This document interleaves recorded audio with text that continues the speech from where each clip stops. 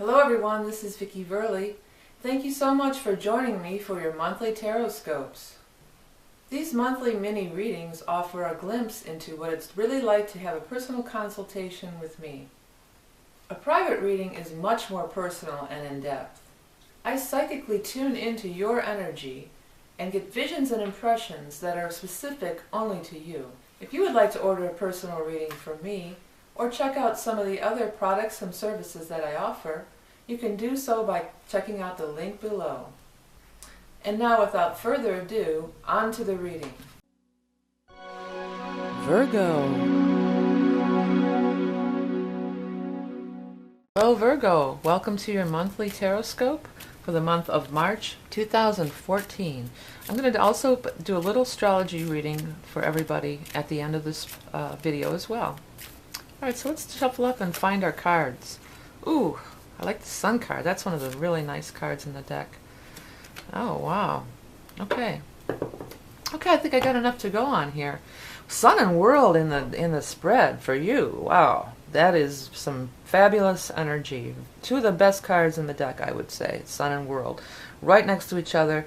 Right, we're getting the news. Page of Rods. You're getting the news in fire. So I'm going to say that that's coming here that later this month, after March 20th, we go into Aries, and that's the vernal equinox. I think that's going to be pretty powerful for you, it's looking like. What I want to say is there's going to be some change-ups. It's going to be despite this something great is happening for you. Beautiful energy. You might go travel somewhere, too. It might involve travel to somewhere very sunny and warm, too, with the Sun card and the World next to each other. Bees are popping into my head, and I know that can't apply to everybody, but I'm going to go ahead and say it. Like, I want to say Bahamas, Barbados, you know, something like that is popping into my head. So I don't know, maybe there's enough of you out there that would apply to. But if this were a real reading one-on-one, I would be able to really hone in on that for you. But at any rate, so here we go. Great things are happening. Looks like it's fire, Aries. You're going to get the news. Despite somebody who's been kind of a downer here. Well, maybe it's despite yourself. I just thought of it. Virgo, your earth sign. No, I don't. My first instinct was this was somebody else. And here's how, this is how when I look at the cards, they kind of pop out and group themselves. And I'm going to show you how they're grouping themselves. They're grouping themselves like this. So I feel like this and this is connected. These two are connected together. So Knight of Pentacles in reverse. This is somebody, probably Earth, Taurus, Capricorn, or Virgo, in reverse position. Negative Nelly, causing a problem, causing, you know, not letting this happen. But, you know, I don't feel like maybe it even is you. I mean, don't get angry, but I just feel like it's not in a malicious way. It's not like somebody's out to get you or they're working against you intentionally.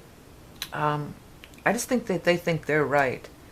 And my first instinct on this was that working with this person leading up to this has really been a lot of struggle. And that they're kind of a downer. And they're kind of a naysayer. And not to be mean again, I feel like they just don't see it, or they can't get it, or it's beyond their, you know, limited scope. Because this is some big stuff here. This is not, you know, they're looking through a little pea hole, and we're looking at the world and the sun here.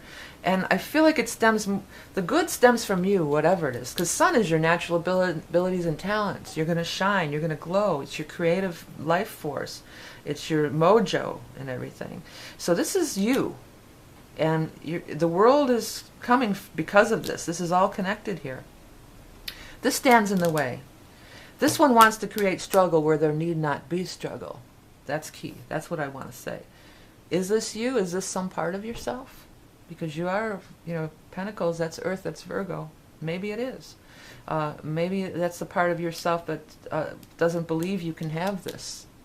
Whoever he is, let's get rid of him. No, I shouldn't have done that. But, you know, it's just like, this is so much more powerful. Let's put it this way. And it almost does feel like this is the higher self and this is the ego. But, I mean, it could be anything. It could be somebody that you've been partnered up with. And maybe it's time to just break off and go your own way. Who's very much in fear.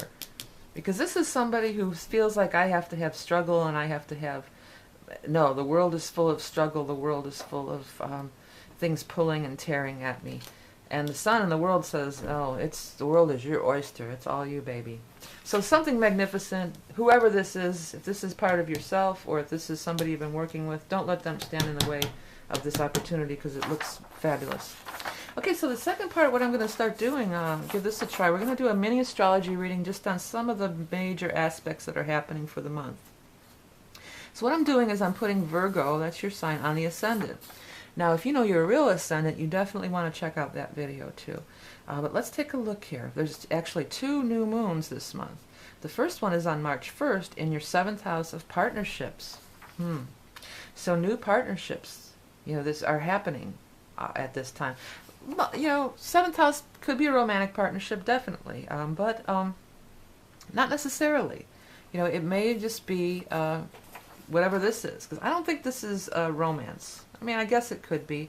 I guess this could be if you're in a relationship with somebody who brings you down all the time or wants to live their life and struggle, and you don't.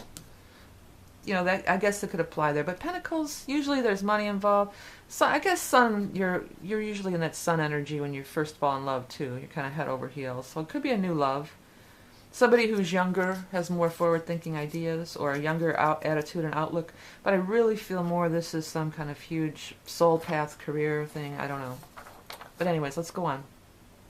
So that's the new moon on the 1st. The full moon is in your sign in your 1st house. So you're going to have enlightenment about yourself, for sure. You're going to have some enlightenment about, wow, what am I doing with myself? And the 1st house is Aries. It is the ego. It is the head. Maybe this is your ego. Maybe you've been letting your fears get the best of you and blocking you from some wonderful true potential that you have there. Okay, and then the second, we're going to have the equinox on the cusp of your 8th house on the 20th. And then the second new moon on the March 30th in your 8th house as well. So that's money, money, money. It's definitely money. It's investments, it's career, it's partnerships, but it's not going to be this guy. Whoever this guy is. And this guy might be a girl. Yeah, I'm not saying it's a guy, because we can't really say on these big general readings. But I'm feeling stronger and stronger that it's maybe part of yourself. And we all do that. We all have an ego that we have to, and we all have fears that come up. And you deserve this. If I could say one final word, just say, I deserve this. I deserve for good things to happen. For my dream, I deserved for my dreams to come true. How about that? All right, I like that one. Okay, this is Vickie Verlie. Thank you so much for watching and liking and commenting and sharing on my videos. Thank you so much for your donations, and a little bit goes a long way. There's no donation. Don't have to apologize if you can only give a few dollars. That's perfectly, I'm very happy to receive it.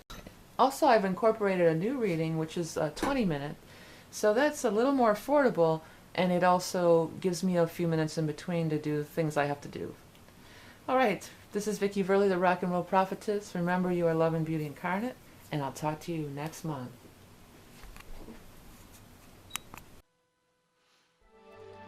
What is orgonite? Originally discovered in the 1930s by Wilhelm Reich, orgone energy, or etheric energy, is present in living things, including the human body.